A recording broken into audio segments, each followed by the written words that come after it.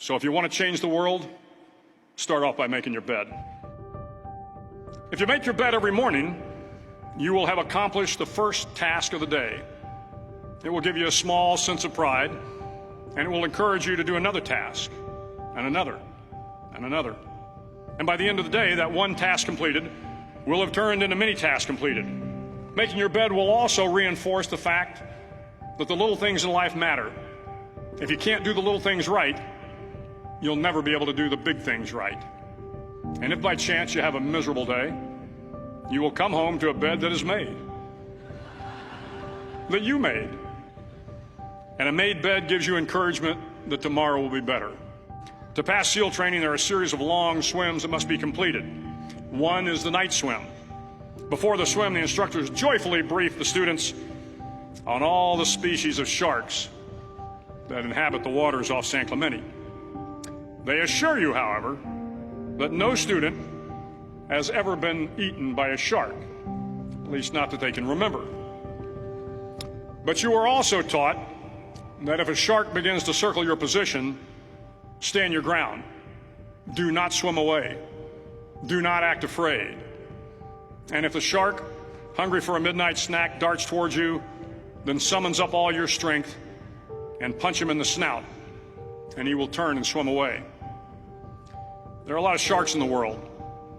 If you hope to complete the swim, you will have to deal with them. So if you want to change the world, don't back down from the sharks. Over a few weeks of difficult training, my SEAL class, which started with 150 men, was down to just 42. There were now 6 boat crews of 7 men each. I was in the boat with the tall guys, but the best boat crew we had was made up of the little guys, the Munchkin crew, we called them. No one was over 5'5". The Munchkin boat crew had 1 American Indian, 1 African American, 1 Polish American, 1 Greek American, 1 Italian American, and 2 tough kids from the Midwest. They out-paddled, outran, and outswam all the other boat crews. The big men in the other boat crews would always make good-natured fun of the tiny little flippers the Munchkins put on their tiny little feet prior to every swim. But somehow these little guys from every corner of the nation and the world always had the last laugh, swimming faster than everyone and reaching the shore long before the rest of us. SEAL training was a great equalizer. Nothing mattered but your will to succeed, not your color, not your ethnic background, not your education, not your social status. If you want to change the world, measure a person by the size of their heart, not by the size of their flippers. The 9th week of training is referred to as Hell Week. It is 6 days of no sleep, constant physical and mental harassment, and 1 special day at the Mud Flats. The Mud Flats are an area between San Diego and Tijuana where the water runs off and creates the Tijuana Sloughs, a swampy patch of terrain where the mud will engulf you. It is on Wednesday of Hell Week that you paddle down to the Mud Flats and spend the next 15 hours trying to survive this freezing cold, the howling wind, and the incessant pressure to quit from the instructors. As the sun began to set that Wednesday evening, my training class, having committed some egregious infraction of the rules, was ordered into the mud. The mud consumed each man till there was nothing visible but our heads. The instructors told us we could leave the mud if only 5 men would quit. Only 5 men, just 5 men, and we could get out of the oppressive cold. Looking around the mud flat, it was apparent that some students were about to give up.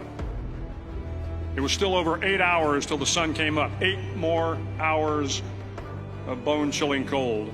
The chattering teeth and the shivering moans of the trainees were so loud, it was hard to hear anything. And then one voice began to echo through the night. One voice raised in song. The song was terribly out of tune, but sung with great enthusiasm. One voice became 2, and 2 became 3, and before long, everyone in the class was singing. The instructors threatened us with more time in the mud if we kept up the singing, but the singing persisted. And somehow the mud seemed a little warmer, and the wind a little tamer, and the dawn not so far away. If I have learned anything in my time traveling the world, it is the power of hope. The power of one person, a Washington, a Lincoln, King, Mandela, and even a young girl from Pakistan, Malala. One person can change the world by giving people hope. So if you want to change the world, start each day with a task completed. Find someone to help you through life. Respect everyone. Know that life is not fair and that you will fail often.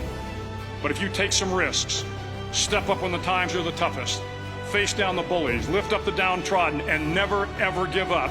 If you do these things, the next generation and the generations that follow will live in a world far better than the one we have today.